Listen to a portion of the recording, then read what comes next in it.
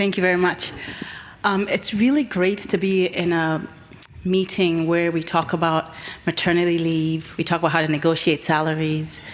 I finished from the Kennedy School and I read there was a document that changed my life on negotiating salaries. It was called Women Just Don't Ask. And apparently if you just ask, the worst you can get is a no, but you might get a yes. So let's start there and let me know if you want to talk about negotiating salaries. I think that's a great topic. But I wanted to start by saying good afternoon. It's really great to be here. My name is Serah Makka, as was mentioned, the Africa Executive Director for the One Campaign. And I've come in here from Nigeria. And I just wanted to share from my perspective what I see and invite you all to see as I see. But first, I really wanted to thank the Federal Ministry for Economic Affairs and Climate Action, GIZ, BEE, for your vision. And that vision is really important, that women in the just transition space don't only make great return on investment, but investing in them and through them could catalyze and shortcut our way of getting impact in this space. I love to see the intergenerational nature of this room. I love to see the brave men that are part of this. It's going to take all of us to get to the place that we need to go. So what do I see from where I sit on the continent?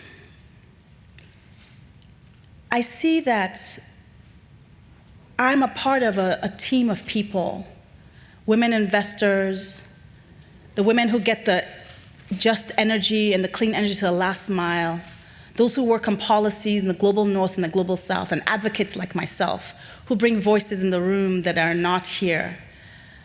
It's going to take all of us again to get us to where we need to be.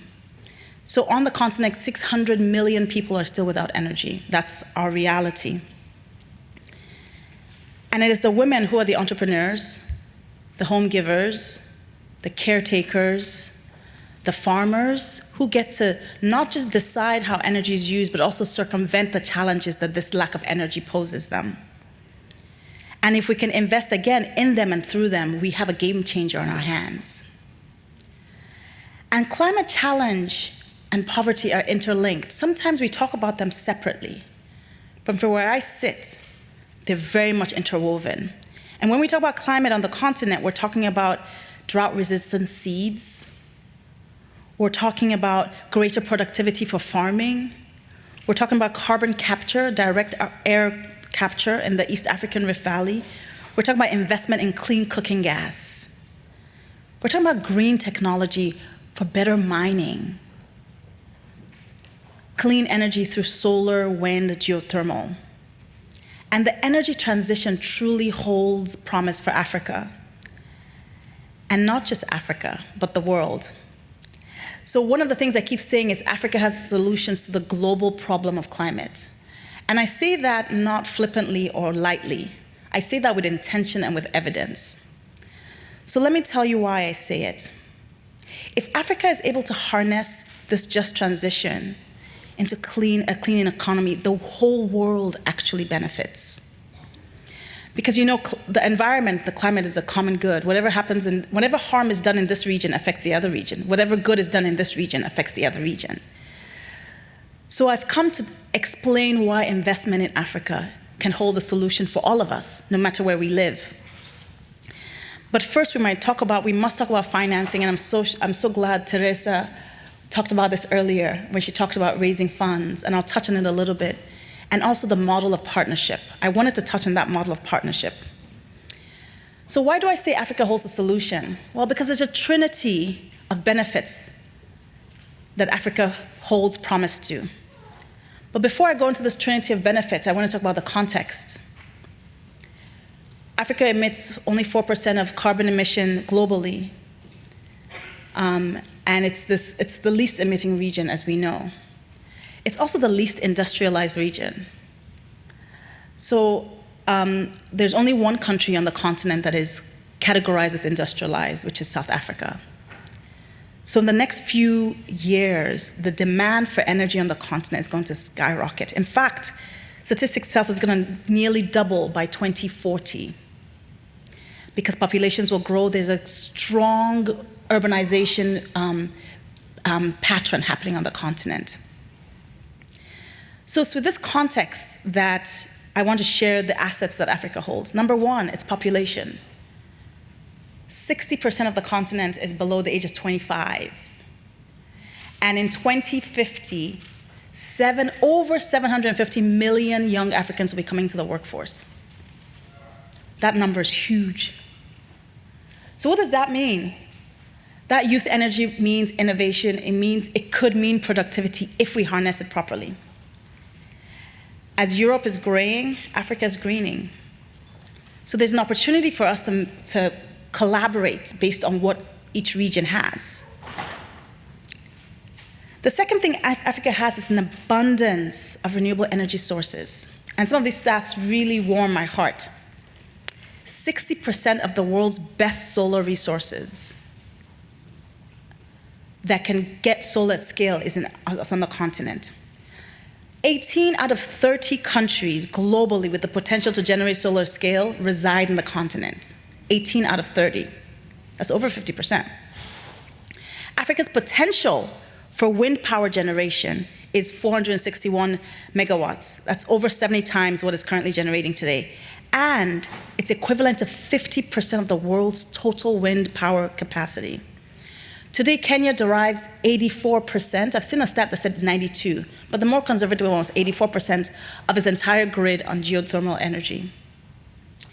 And that's at 950 megawatts. And it has potential to generate 10,000 megawatts of geothermal energy. So imagine the East Africa region, Kenya, being a hub for industrialization using clean energy.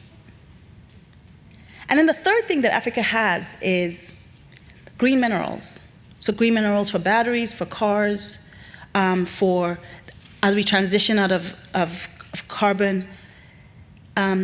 Morocco has 70% of the world's share of phosphate. DRC has 70% of the world's cobalt. South Africa, Gabon has 15% of manganese.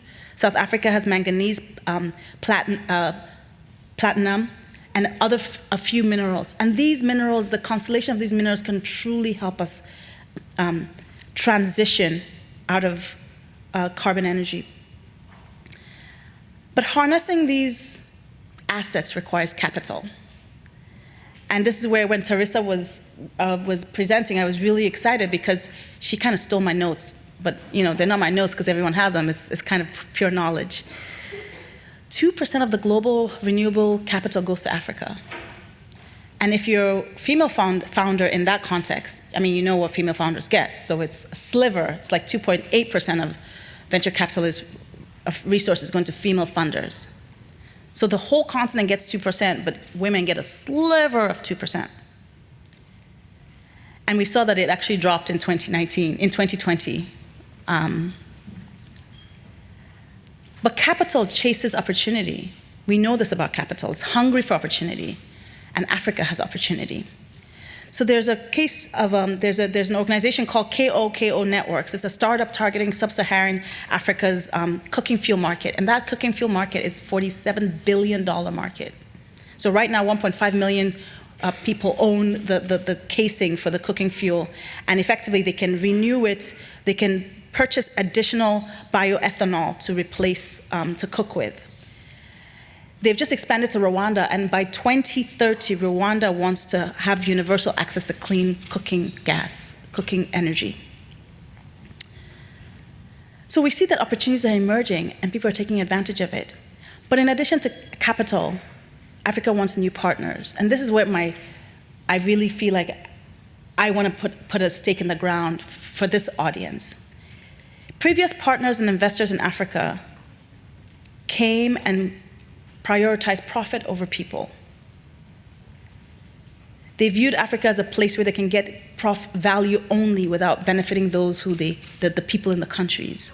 Africa was a pawn, not a player. But it's a new day.